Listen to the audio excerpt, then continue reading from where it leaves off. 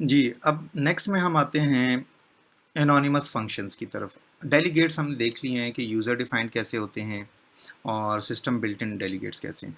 अब हम दोनों को मतलब एक्शन सिस्टम वाले हैं, माई एक्शन मैंने यूज़र डिफाइंड बनाए थे, ठीक है? इसी तरह फंक सिस्टम वाले थे, माई फंक जो है वो मैंने यूज़र डिफाइंड बनाए थे। अब हम यहाँ पर एक डेलीगेट ले रहे हैं एक्शन A11, लेकिन आगे देखिए मैंने कोई फंक्शन का नाम नहीं लिखा, बल्कि फ़ंक्शन की अगर आप ये देखें फ़ंक्शन की मतलब स्टार्टिंग वो जो हम ब्रैकेट्स डालते हैं और फिर जो है फ़ंक्शन की जहाँ से स्कोप स्टार्ट होता है बॉडी का वो स्टार्टिंग पैरेंथेसिस और क्लोजिंग। ये अब हमने एक फ़ंक्शन बनाया है जिस फ़ंक्शन को अगर हम देखें तो फ़ंक्शन के पीछे नाम कोई नहीं है, कीवर्ड एक मैंने डेलीगेट लिखा है। तो इसका मतलब ये है कि ये एक फ़ंक्शन बनाया मैंने इन लाइन फ़ंक्शन, जिसमें मैंने एक लाइन लिख दिया है कि और इसके अंदर लिखा है दिस इज़ एनोनिमस फ़ंक्शन। इस फंक्शन का नाम क्या है कुछ नहीं पता, लेकिन इस फंक्शन में इनपुट क्या आ रही है, खाली इनपुट आ रही है। फंक्शन का नाम नहीं है तो इसलिए इसको मैं एनोनिमस फंक्शन कहता हूँ। और मैंने इसकी यहाँ पर एनोनिमस के लिए मुझे फिर यहाँ कीवर्ड लिखना पड़ता है डेलीगेट। अब ये मेरा एक एनोनिमस फंक्शन है, इक्वल टू के इस साइड पे ये सारा, इसमें आप जितनी मर्जी लॉजिक लिख लें, फॉर लूप लगाएं, जो मर्जी करें, ठीक है।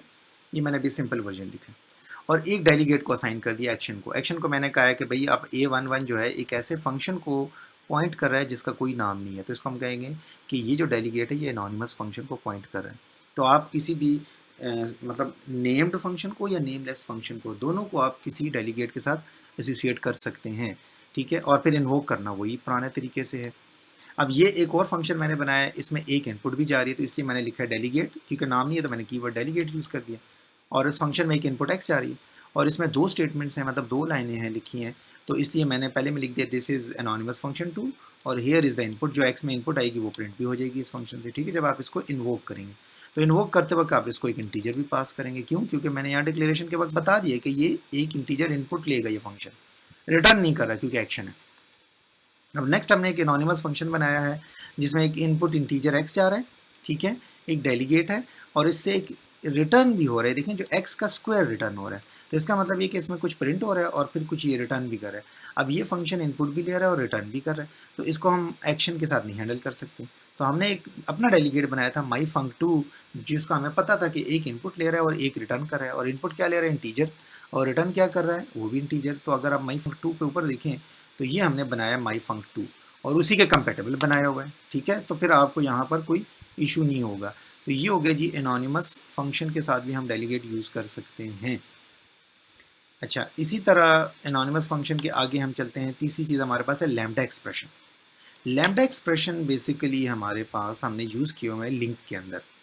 अब जिस तरह ये देखें, ये डी, बल्कि सिंपल पहले देख लेते हैं। ये एक इनपुट ले रहा है एक्स, मतलब आपको याद होगा ब्रैकेट में हम लिखते थे एक्स गोज़ टू और आगे जो भी लिखने थे, ये इसको हम लैम्डा एक्सप्रेशन कहते हैं। अब ये लैम्डा एक्सप्रेशन में ये एरो के लेफ्ट साइड पे इनपुट होती है। अगर आप इस इक्वल टू को छोड़ दें, यहाँ से आगे देखें, ये D comma F F, D की टाइप क्या है, एफ एफ की टाइप क्या है, ये मैंने आपको याद हो लैम्डा एक्सप्रेशन में टाइप नहीं बताते, सिर्फ बताते थे कि भाई जहाँ से इनपुट आ रही होगी ये उसी की डेटा टाइप जैसा हो जाएगा। तो ये मैं भी आपको बताता हूँ। तो डी और एफ जो है लैम्डा एक्सप्रेशन में, अगर आप यहाँ तक देखें तो ये पूरी लैम्डा एक्सप्रेशन है, ये वाली यहाँ तक। इसमें डी और एफ इनपुट है और फिर राइट साइड पे यहाँ पर मैं प्रिंट कर रहा हूँ डी और एफ को, ठीक है।